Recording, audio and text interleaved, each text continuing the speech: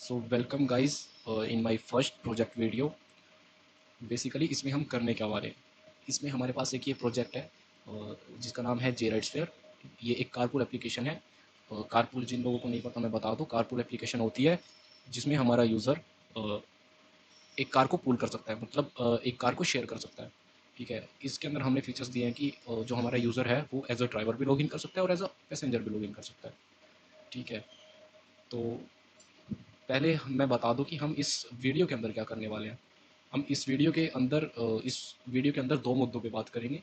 पहला मुद्दा ये है कि अगर किसी को इस चीज़ में इंटरेस्ट नहीं है कि ये मैंने कैसे बनाई, क्या बनाई या क्या हो रहा है इसमें, उसको इससे कोई फ़र्क नहीं पड़ता, उसको बस ये एप्लीकेशन चाहिए और उसको अपने पीसी पे रन करनी है।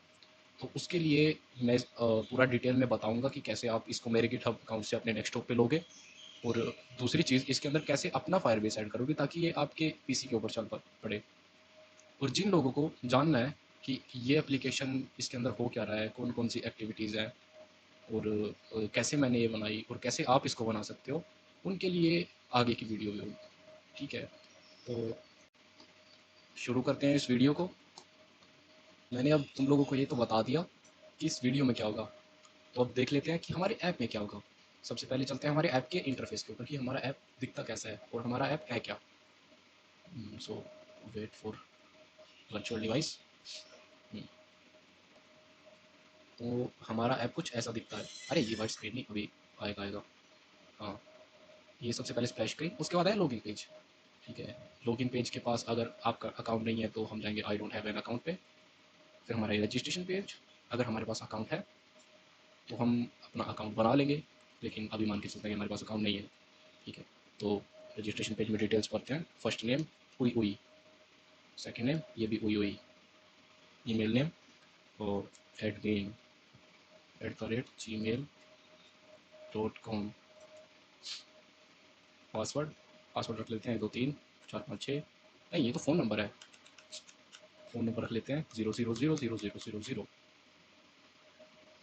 पासवर्ड रख लेते हैं 1 2 3 4 5 6 7 8 9।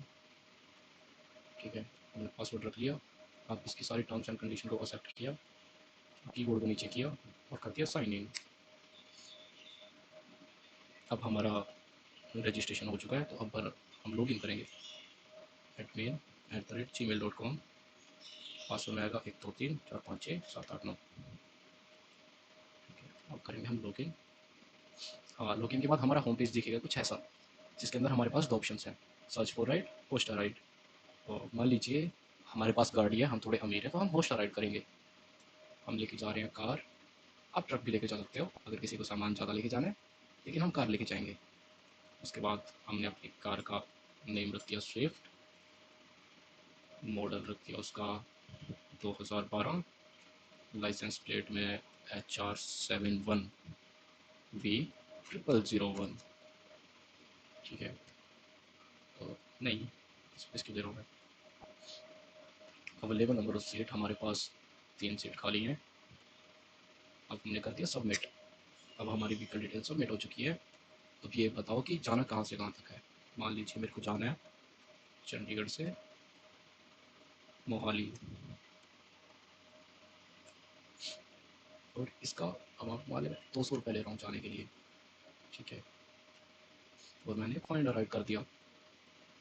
अरे wow, no user data found, क्योंकि हमारे डाटाबेस में अभी उसका कोई यूज़र है ही नहीं जो चंडीगढ़ से मोहाली जा रहा हो, तो हमारे पास ये पेज आ गया। ये मैंने सिर्फ सैम्पल लेआउट्स बनाई है। अगर हमारे पास काफ़ी सारे यूज़र्स होंगे जो कि वहाँ से मोहाली से चंडीगढ़ जा रहे होंगे, तो वो यहाँ पे सभी शो हो जाएंगे। और अगर कोई भी यूज़र नहीं होगा तो ये ऐसे शो हो रहा है। लेकिन इसको हम बैकेंड से चेंज कर सकते हैं कि यहाँ पे लिखा जाए नो कम्यूटर्स अवेलेबल। ठीक है, तो जैसे एज्यूम करके चलते हैं कि हमारे पास यहाँ पे कोई था जो कि जाना चाह रहा था चंडीगढ़ से मोहाली, तो फिर हम क्या करते हैं, उसके ऊपर क्लिक करते हैं। हमने वो सेलेक्ट कर लिया तो फिर हमारे पास डिटेल्स आ जाती है उसकी कि you successfully booked a ride. ठीक है, your partner for a ride, उसकी डिटेल्स आ जाती है, व्हीकल की सारी डिटेल्स आ जाती है, हमारे की आ जाती है ऑब्वियसली, क्योंकि हम ही गाड़ी लेके जा रहे हैं। तो ये थी हमारी एक बेसिक एप्लीकेशन। ठीक है, और इसमें एक ये था प्रोफाइल, इसके अंदर हमारी प्रोफाइल दिखती है। ठीक है, ये जस्ट एक लेआउट है, इसका थोड़ा बहुत बैकएंड अभी बाकी है, लेकिन इतना चलता है। ठीक है, ये मैंने अभी वर्किंग नहीं किया, मेरे को भी नहीं पता मैंने वर्किंग क्यों नहीं किया। हाँ, इसके पीछे की आपको रीज़न भी बता देता हूँ कि मैंने इन सब में अभी बैकएंड ऐड क्यों नहीं किया। इसके पीछे का रीज़न ये है कि मेरा प्रोजेक्ट ये आधा बना था और अगले दिन मेरे प्रोजेक्ट की सबमिशन थी। तो मैंने इसमें ये कुछ चीज़ें जो नेसेसरी थी वो उनको ऐड किया और टीचर को जाके ऐसे ही दिखा दिया और ये ऐसे भी काफ़ी अच्छा लगा टीचर को। ठीक है, तो ये हमारा बेसिक एप्लीकेशन रहेगी एक, जो हम इस वीडियो में ये तो नहीं कहूँगा बनाएंगे, क्योंकि एक वीडियो में इसको बनाना थोड़ा सा भारी पड़ जाएगा। इस वीडियो में मैं बताऊंगा कि आप इस एप्लीकेशन को कैसे मेरे गिटहब से उठा के अपने पीसी में चला सकते हो, कैसे इस एप्लीकेशन का जो कि डाटाबेस है, जो कि फायरबेस है, वो आप अपने डाटाबेस में ऐड कर सकते हो। ठीक है, जो इसका ये जैसे इसका हमारे पास जो डाटाबेस है वो है ये इसमें हमने लगाया है फायर स्टोर डाटाबेस। आप कैसे ये डाटाबेस बना सकते हो, कैसे इसको अपने एप्लीकेशन में इम्प्लीमेंट कर सकते हो, वो सब मैं आपको इस वीडियो में बता दूंगा अच्छे से। इसके बाद आप आराम से चला पाओगे इसको। मतलब अगर आपका कल कोई प्रोजेक्ट सबमिशन है और आपके पास कुछ भी प्रोजेक्ट नहीं है, तो आप बस मेरी ये वीडियो देखो, यहाँ से इस प्रोजेक्ट को क्लोन करो और जाके अपने टीचर को दिखा दो। सिंपल। और जो लोग जानना चाहते हैं कि ये प्रोजेक्ट बना कैसे, उनके लिए भी इस वीडियो में कुछ होगा। जैसे कि उनको मैं बेसिक चीज़ें बताऊंगा कि इसका जब भी हम कोई प्रोजेक्ट बनाते हैं उसका एक पहले फ्लो चार्ट बनाना पड़ता है कि क्या क्या होगा। ठीक है, और फिर बताऊंगा, फिर इसको थोड़ा बेसिक इम्प्लीमेंटेशन बताऊंगा कि लेआउट्स कैसे बनती हैं। और इसमें जैसे हमारे ऐप के अंदर, इसको पहले यहाँ से एनरोल कर लेते हैं। हाँ, जो ये अ, इसकी लेआउट्स कैसे बनती हैं और इसकी क्लासेस कैसे बनती हैं, जैसे लोगिन का जितना भी बैकएंड इस पे काम किया ये कैसे बनता है, ये सब डिटेल में मैं उनके लिए भी बताऊंगा जिनको सही में जानना है कि ऐप कैसे बना।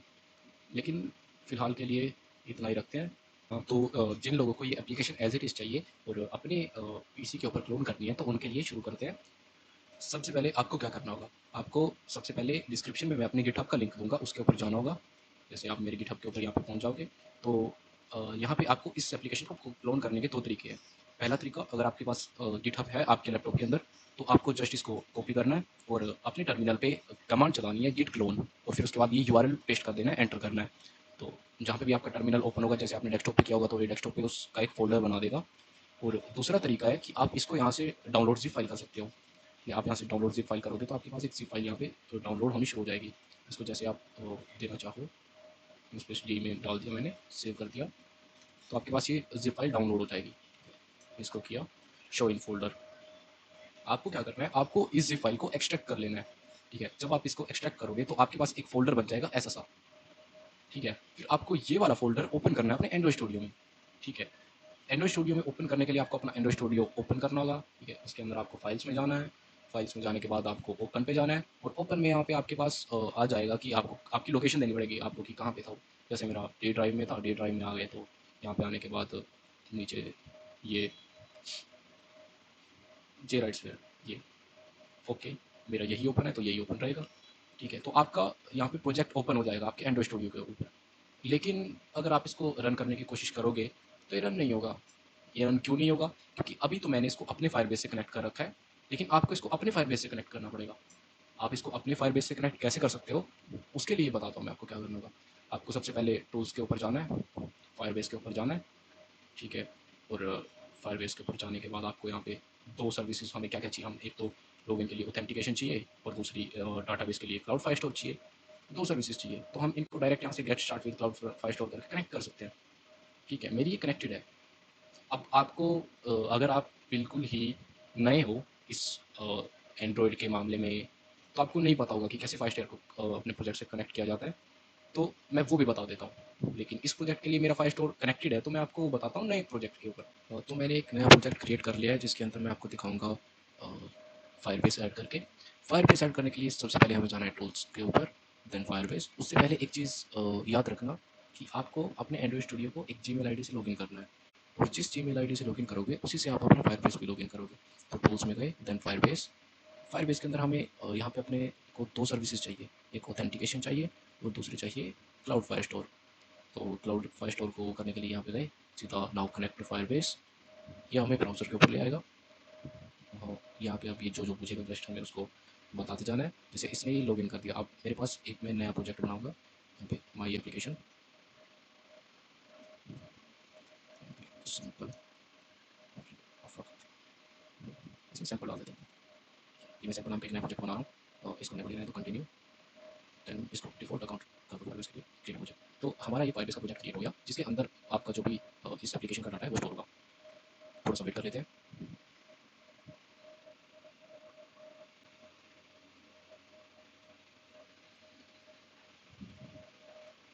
हाँ, ये हमारा हो गया। तो अब इसके अंदर थोड़े से चेंजेस और करने हैं, जैसे इसने बता दिया, ये यहाँ पे पूछेगा कि एंड्रॉइड स्टूडियो के साथ आपकी फायरबेस को कनेक्ट कर दो, तो हम बोलेंगे कि हाँ जी कर दो। फिर उसके बाद बस थोड़े से चेंजेस करने के बाद हमारा फायरबेस एंड्रॉइड स्टूडियो से कनेक्ट हो जाएगा और आप मज़े से अपने एप्लीकेशन को रन कर पाओगे। जी, तो हमने बोल दिया से कनेक्ट, अब हमारा कनेक्टेड टू फायरबेस हो गया। ठीक है, अब अपने को क्या करना है, अब अपने को जाना है और इसके ऊपर अब हमारा एक कनेक्ट हो गया, लेकिन हमें अपनी एप्लीकेशन के अंदर कुछ डिपेंडेंसीज और प्लगइन्स भी ऐड करने पड़ते हैं।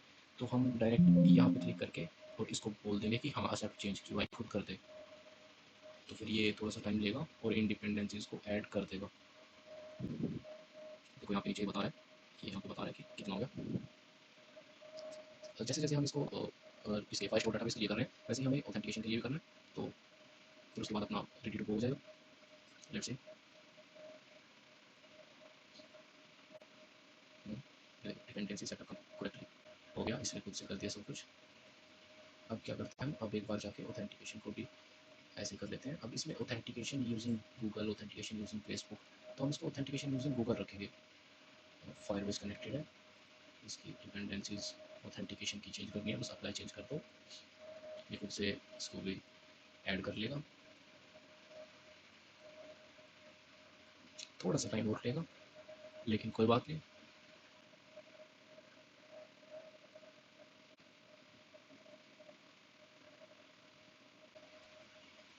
देखो इसने डिपेंडेंसीज ऐड कर दी।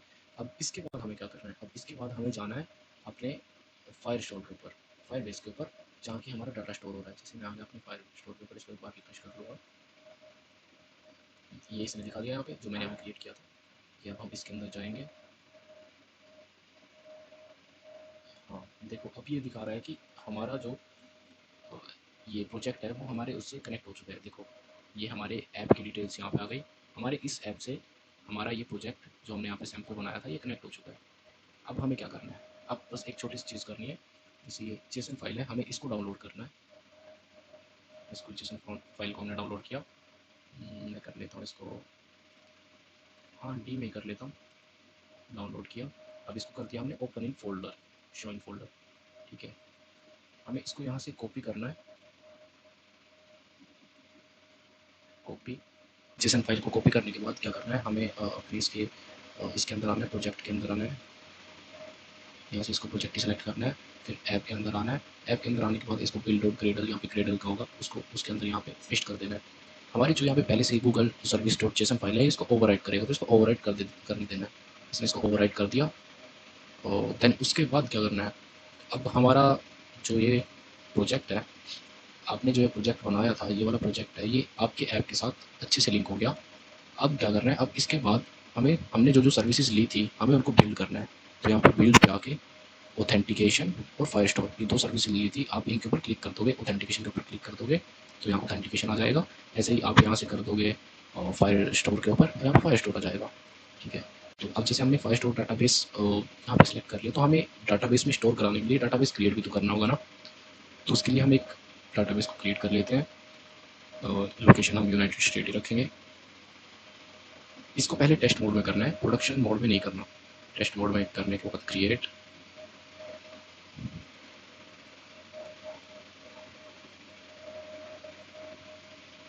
और ये प्रोडक्शन मोड और टेस्ट मोड का भी बता दूं। टेस्ट मोड हमारा 30 दिन के लिए होता है। 30 दिन के बाद आपको इसको इसके जो रूल्स होंगे उनको चेंज करना पड़ेगा। जो ये रूल्स है ना, आपको 30 दिन बाद इनको चेंज करना पड़ेगा, वरना आपका डाटाबेस में कोई भी डाटा स्टोर नहीं होगा। ठीक है, तो उसके बाद हमारा ये बन गया, यहाँ पे बन गया, डाटाबेस क्रिएट हो चुका है। इसके अंदर जैसे कलेक्शन आईडी मैंने यूज़र, ठीक है, बना दी। नेक्स्ट, अब इसके अंदर फील्ड्स वगैरह अगर आप देना चाहो तो दे सकते हो, लेकिन ये सब हमने डाटाबेस में दिया है तो ये ऑटोमेटिकली सारी चीज़ें खुद लेगा डाटाबेस से। मैं दिखा देता हूँ, जैसे कि इसको एंड्रॉयड, ये मैं दूसरे ऐप उसमें क्यों आ गया, राइट्स पे आते हैं। राइट्स पे आने के बाद हम गए जावा, जावा के अंदर आ गए और let's C register, okay let's C register. इसके अंदर हम आ गए, यहाँ पे ये देखो यूज़र्स कलेक्शन, फाइव स्टोर में कलेक्शन है यूज़र, यूज़र के अंदर ईमेल, यूज़र का डाटा, ये सब ये बैकएंड में दिया हुआ है, ये खुद से बना देगा उसको। लेकिन अगर आप चाहो तो वहाँ पे बना सकते हो, उसमें कोई इशू नहीं है। अगर फिर भी कोई इशू है तो आप मेरे से पूछ सकते हो। इंस्टाग्राम आईडी डिस्क्रिप्शन में है, मैसेज कर देना, मैं बता दूँगा। उसके बाद से ऑथेंटिकेशन। ऑथेंटिकेशन हमें अपने यूज़र को ऑथेंटिकेट भी तो करना होगा कि वो जैसे अपनी ईमेल आईडी और पासवर्ड से ही लॉगिन कर पाए। तो हम यहाँ से ऑथेंटिकेशन बना लेंगे, ईमेल पासवर्ड एनेबल, इसको रहने देते हैं, ईमेल पासवर्ड से एनेबल करते हैं, सेव। ठीक है, ये हमारा ईमेल पासवर्ड से ऑथेंटिकेशन एनेबल हो गया। डन। अब हमारा ऑथेंटिकेशन भी हो गया और हमारा डाटाबेस भी बन गया। ठीक है, स्टार्ट कलेक्शन करके यूज़र इसको पूछ लेते हैं,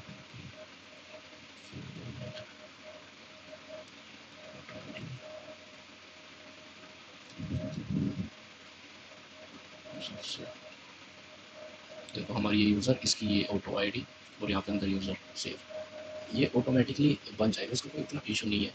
ठीक है, अब हमारा डाटाबेस कनेक्ट हो चुका है, ऑथेंटिकेशन हो चुका है। हाँ, अब इसके बाद देखो हमने अपने प्रोजेक्ट को कॉपी भी कर लिया, उसको अपने डाटाबेस से लिंक भी कर लिया। अब क्या ये प्रोजेक्ट चल जाएगा? नहीं, अभी भी ये नहीं चलेगा। तो उसका रीज़न ये है कि हमने इसमें गूगल मैप यूज़ किया है, और गूगल मैप यूज़ करने के लिए हमें गूगल मैप की एपीआई लेनी पड़ती है। तो फिर मैंने वो अपनी आईडी से अपनी एपीआई ले रखी है, तुम लोगों को वो अपने लिए लेनी पड़ेगी। ठीक है, अब वो भी बता देता हूँ कैसे लेनी है। उसको लेने का कोई ज़्यादा बड़ा फंडा नहीं है। आपको क्या करना है, आपको जस्ट यहाँ पे आना है। ठीक है, तो गूगल मैप प्लेटफॉर्म मैंने कर दिया, आपको इस पर लॉगिन करना है। ठीक है, इस पर लॉगिन करने के बाद आपको एक प्रोजेक्ट बनाना होगा। अरे यार, ये पैसे मांगने लग जाते हैं यार हमेशा, इसको इग्नोर करो यहाँ से। ठीक है, अब हम यहाँ पे आ गए। हाँ, जैसे प्रोजेक्ट बनाना होगा, मेरा ये राइट्स फेयर है। ठीक है, ऐसे ही आपको एक अपना प्रोजेक्ट बनाना होगा। मैं आपको यहाँ से न्यू प्रोजेक्ट करके बना के दिखा देता, लेकिन इसमें हमें लिमिटेड प्रोजेक्ट्स मिलते हैं। तो मेरे अभी सिर्फ 4 प्रोजेक्ट बचे हुए हैं, तो मैं नहीं बना के दिखा सकता, लेकिन कुछ नहीं होता उसमें। जस्ट आपको प्रोजेक्ट बनाना है, जैसे हमने इसमें फायर बेस में अपनी आईडी बनाई है, वैसे ही इसमें सब कुछ करना है। जो जो चीज़ें पूछेगा वो इसको बतानी है।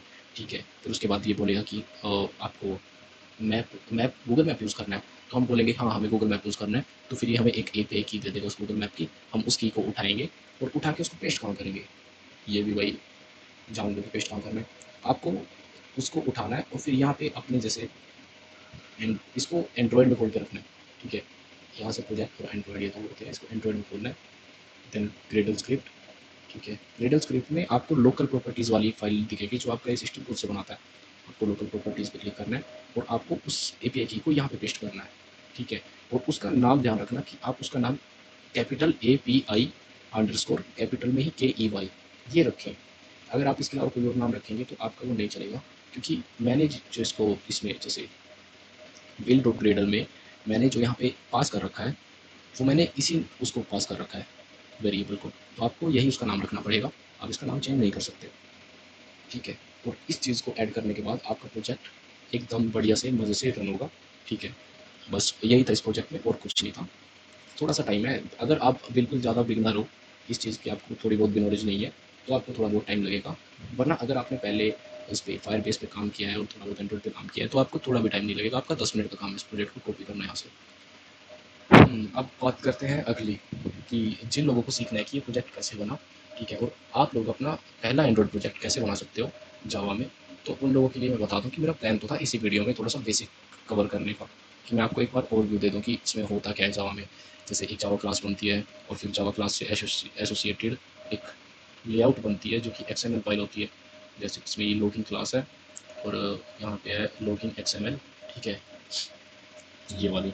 तो मैं आपको सोच रहा था कि इस वीडियो में बता दूँ, लेकिन ये मेरे यूट्यूब की पहली वीडियो है और यही वीडियो अगर ज़्यादा लंबी हो जाएगी तो कोई नहीं देखेगा।